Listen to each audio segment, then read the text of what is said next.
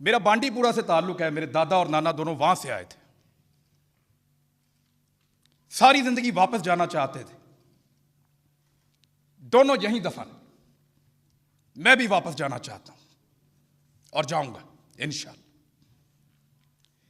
जिधर हम मौजूद हैं ना इस वक्त, यहां से ठीक 745 किलोमीटर दूर दिल्ली में एक तिहाड़ जेल है।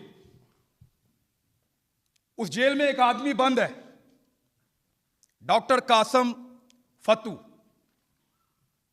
अकेला कैदे तन्हाई में रखा है। पहले बाकी कैदियों के साथ था, अब कैदे तन्हाई में रखा है। उसको तोड़ना चाहते हैं, उसके हौसले को तोड़ना चाहते हैं। अकेला रखने से होता क्या है, मैंने इसके ऊपर थोड़ा सा काम किया तो पता चला, जब आप एक आदमी को अकेला बंद करते